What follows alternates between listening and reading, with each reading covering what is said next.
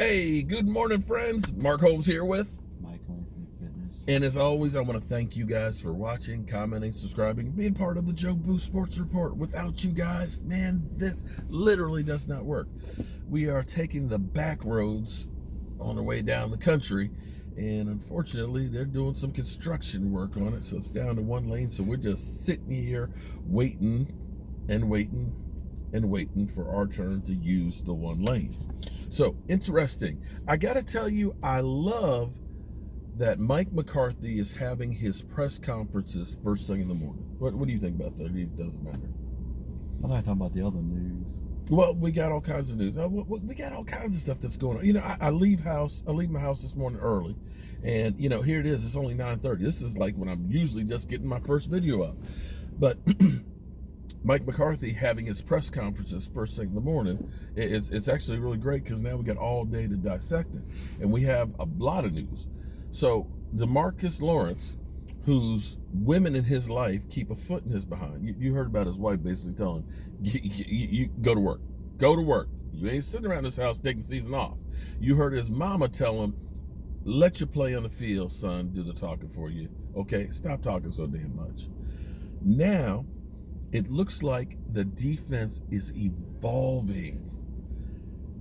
D-Law has been used to having his hands in the dirt. Let me rephrase that, okay? It's not like when I played football where we actually played on grass, and by the end of the season, it was nothing but dirt. In fact, when we went into playing T.C. Williams, you know, the T.C. that was in, remember the Titans, in the playoffs, they painted the dirt green.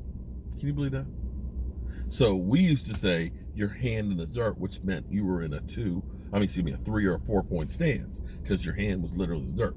You don't see dirt out on professional fields, not anymore. It's not. You got the field turf, which has got the rubber, ground up rubber and stuff in there. But anyway, I digress.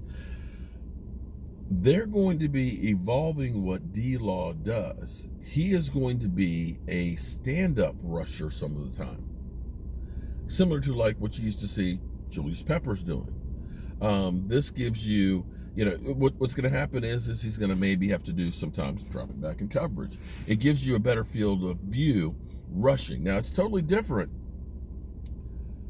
playing in a 2 point stance, which is standing and looking, versus being your hands in the dirt. I mean, it's being more of like a linebacker, but you can do a lot more things with it. You can disguise a lot of things. And this is one of the things that the Dallas Cowboys, it looks like they're going to be doing, is being a lot more complex, trying to give you different looks and things so that way you don't know what's coming. I like that. I love this, in fact. And today, they won't be practicing outside because it's hot outside and they're worried about messing up the field. That was one of the problems that they had with the Star, and part of the reason why they continue to go to Oxnard, even though they got a World Training Center, class, or excuse me, the top of the class training center, is the grass fields outside just can't hang with it. They should have built more fields out there, but when you've got 100-degree plus weather consistently, it's hard to grow grass, especially when you've got 80 guys running around on it. So they'll be practicing inside, and today, friends, will be the first time that they have all their gear on. They're going to be practicing in pads. We're getting close, man. We're getting close. And D-Law, well, he's got to learn some new tricks right now. I'm just imagining if there's going to be times on that defense when you have DeMarcus Lawrence, Dontari Poe, Gerald McCoy, and Aldon Smith all on the field at the same time. Or just interchange some of these guys. Take out Poe and put Gallimore.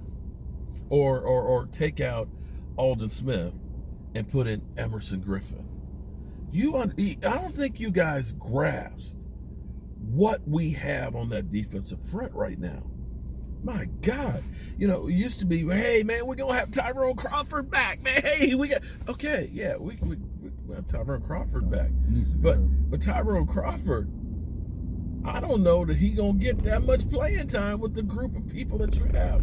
The way, if we are to believe what we're hearing about Aldon Smith still having speed, having that twitch to move and carry that extra load. Oh my God.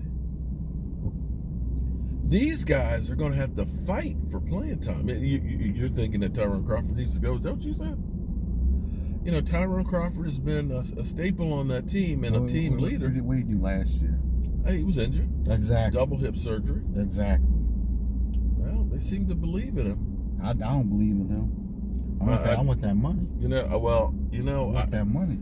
I kind of talked about Everson Griffin myself there because I was saying, you know, when you think about what you'd be able to get a veteran like that, a guy who had 8 sacks last season, a guy who every year, it's not like a one-hit wonder. That guy every year is playing lights out.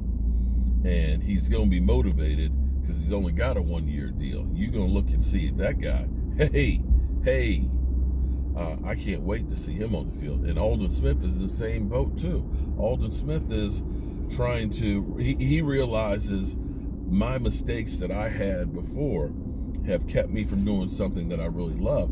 And at my age now, I won't get another opportunity. So you got a guy whose incentives are, I've got to show everything right now if I want to stay in the NFL. And so he's hungry. He is extremely hungry. And you're talking about a guy who his first 2 years had historic numbers in sacks.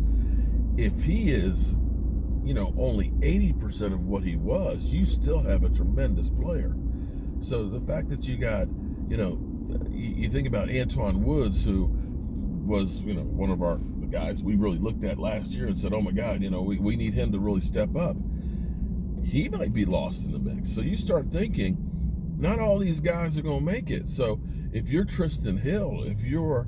Tristan needs to go too. You know, Antoine Woods, you know, these guys that were thought to be starters last year are right now on the bubble. Whoa. Who thought Tristan Hill was a starter?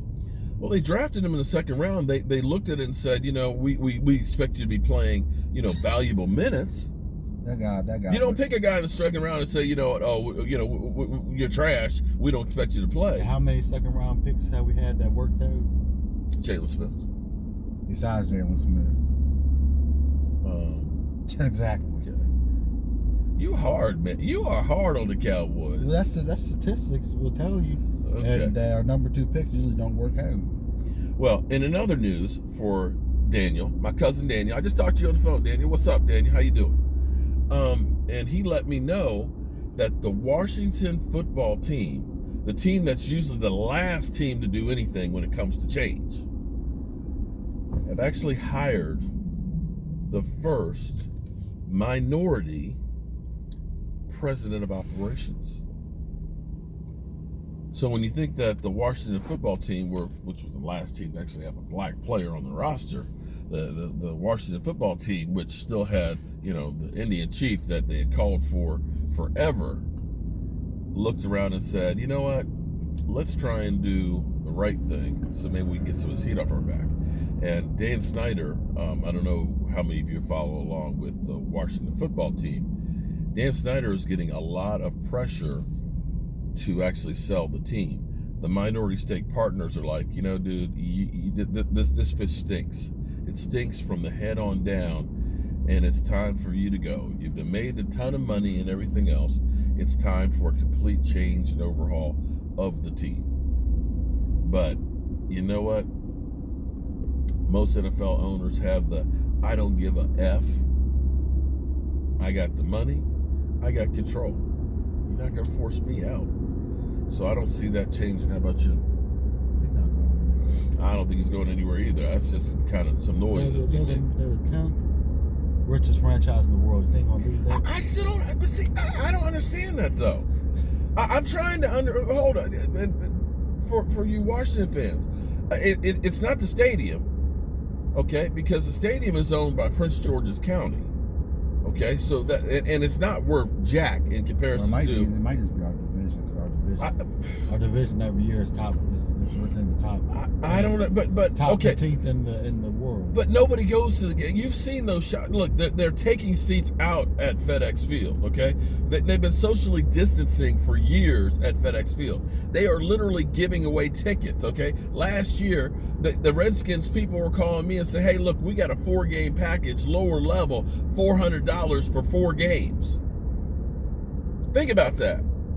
4 games, $400 lower level. And they couldn't sell those packages. So how are they the you said 10th most valuable franchise? I don't see it. I don't see it. Giants are right up there too in the top 10. You've got games where it looks like the Chargers, crowds. Or I don't even know why they call it crowds. Because there ain't no crowd. But hey, like you said, it's maybe it's the division. I don't know. The Eagles are up there. The Eagles are outside. Well, but the Eagles at least have had success. I mean, they won the Super Bowl and things like that.